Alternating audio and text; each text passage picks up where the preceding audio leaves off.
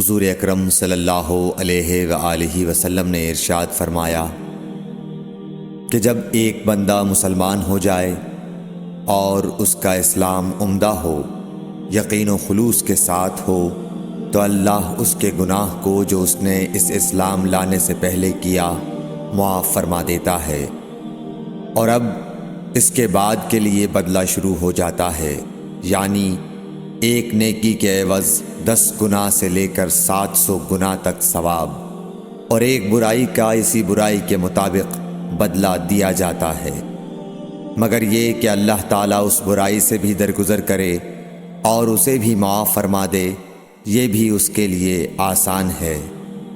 صحیح بخاری حدیث نمبر 41۔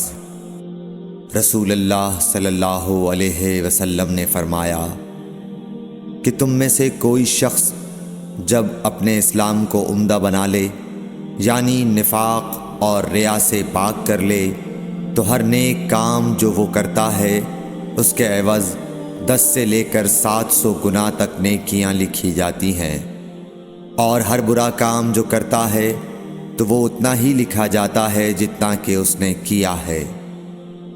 صحیح بخاری حدیث نمبر 42۔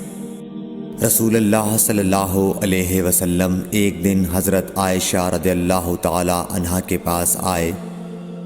اس وقت ایک عورت حضرت عائشہ رضی اللہ تعالی عنہا کے پاس بیٹھی تھی۔ آپ صلی اللہ علیہ وسلم نے دریافت کیا، یہ کون ہے؟ عرض کیا، فلاں عورت، اور اس کی نماز کے اشتیاق اور پابندی کا ذکر کیا۔ آپ صلی اللہ علیہ وسلم نے فرمایا، ٹھہر جاؤ، سن لو کہ تم پر اتنا ہی عمل واجب ہے جتنے عمل کی تمہارے اندر طاقت ہے۔ اللہ کی قسم، ثواب دینے سے اللہ نہیں اکتاتا، مگر تم عمل کرتے کرتے اکتا جاؤ گے، اور اللہ کو دین کا وہی عمل زیادہ پسند ہے جس کی ہمیشہ پابندی کی جا سکے، اور انسان بغیر اکتائے اسے انجام دے۔ صحیح بخاری حدیث نمبر 43۔